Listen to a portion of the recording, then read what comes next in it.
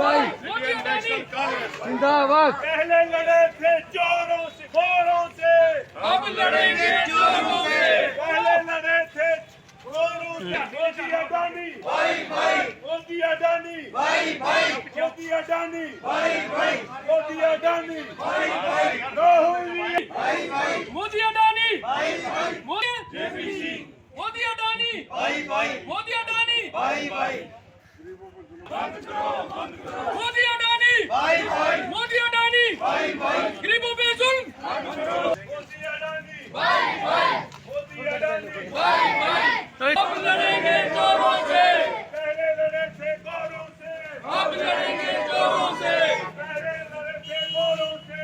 अब लड़ेंगे चोरों से। मोदी अडानी भाई भाई मोदी अडानी भाई भाई।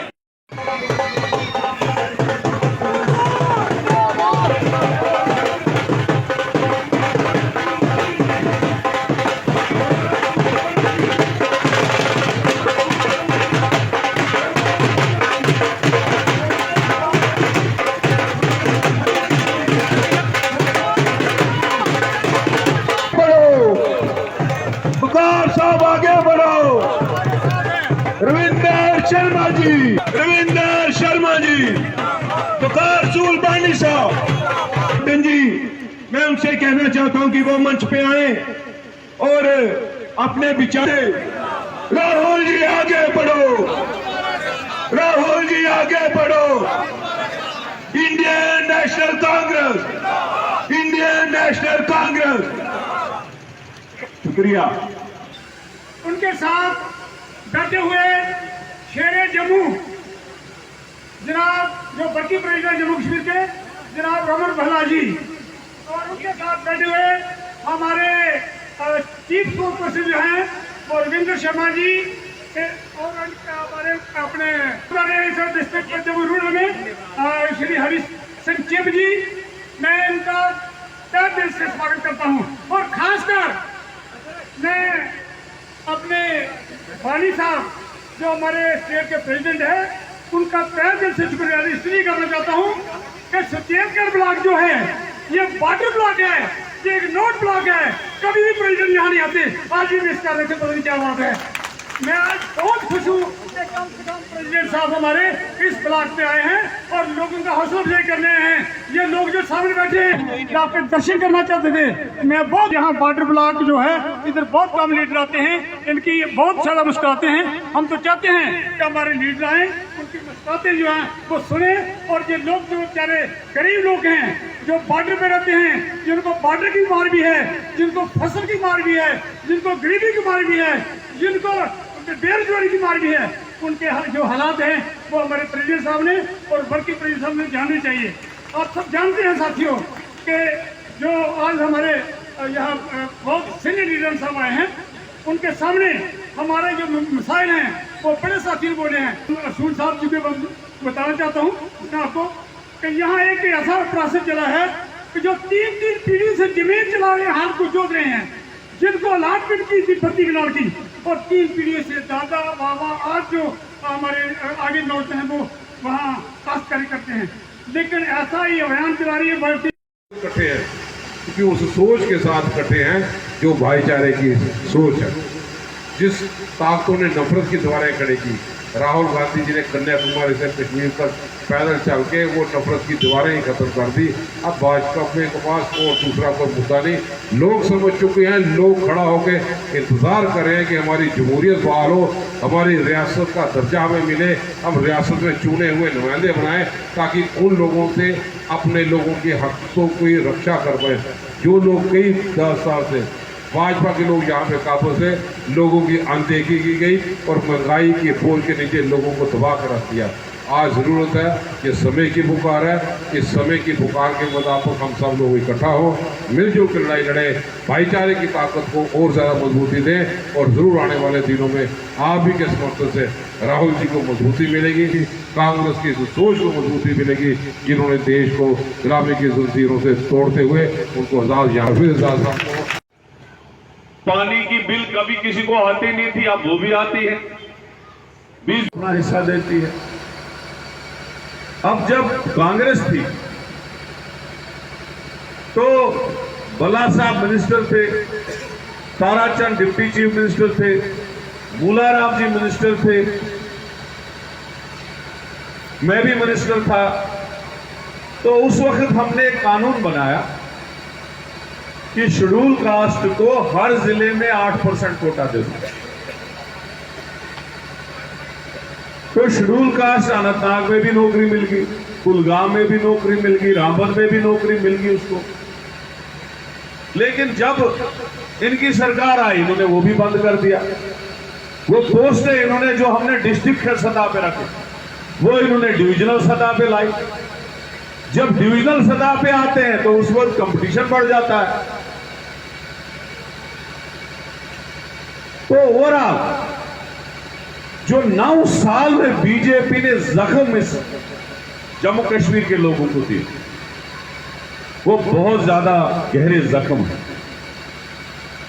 महाराजा ने हमारे लिए स्टेट छोड़ी, जम्मू करता था जम्मू से श्रीनगर, श्रीनगर से जम्मू, कश्मीरियों को 6 महीने कुछ रखता था, डोगरों को 6 महीने बैठता था, कश्मीर में 6 महीने बैठता था। वो भी इन लोगों ने बंद कर दिया। उसके बाद जो हमारी हिस्टोरिकल रियासत थी जिसमें हिंदुस्तान के बाकी लोगों से हमें ज्यादा पावरफुल, उसका स्पेशल स्टेटस छीना, लद्दाख हमारे रियासत का, उसको अलग किया और रियासत को डिग्रेड करके खत्म कर दिया, यूटी बना दिया। आज गवर्नमेंट अपना हिस्सा देती है। अब जब कांग्रेस थी तो बला साहब मिनिस्टर थे, ताराचंद डिप्टी चीफ मिनिस्टर थे, मूलाराम जी मिनिस्टर थे, मैं भी मिनिस्टर था। तो उस वक्त हमने एक कानून बनाया कि शेड्यूल कास्ट को हर जिले में 8% कोटा दे दो। तो शेड्यूल कास्ट अनंतनाग में भी नौकरी मिल गई, कुलगाम में भी नौकरी मिल गई, रामबन में भी नौकरी मिल गई उसको।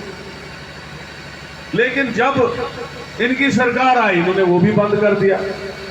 वो पोस्टें इन्होंने जो हमने डिस्ट्रिक्ट सतह पे रखे वो इन्होंने डिविजनल सतह पे लाई।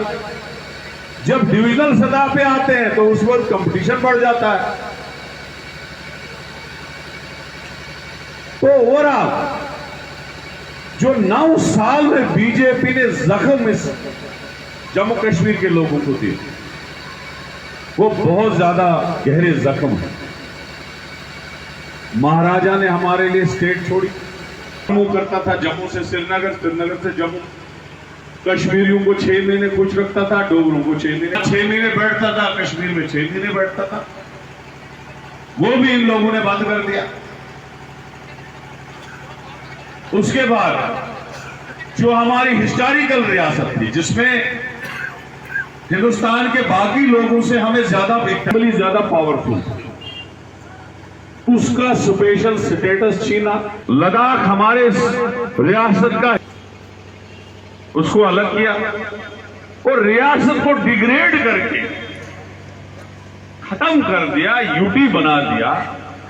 आज गवर्नमेंट ये पूरे मुल्क भर में जो इस वक्त डेमोक्रेसी का कत्ल हो रहा है, डेमोक्रेसी खतरे में है, उसको लेके पूरे देश में कांग्रेस का जय भारत सत्याग्रह चल रहा है।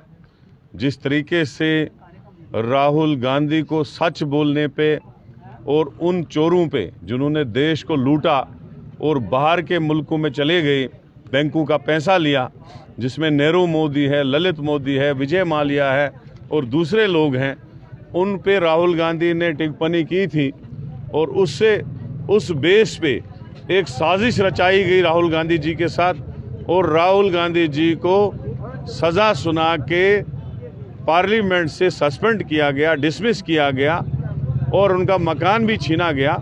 तो मैं ये कहूँगा आजकल डेमोक्रेसी के काले दिन चल रहे हैं और मोदी राज में तमाम संस्थाएं जो है, चाहे इलेक्शन कमीशन हो, चाहे दूसरे चीज़ें हो, उनको ख़त्म करके रख दिया है मोदी ने।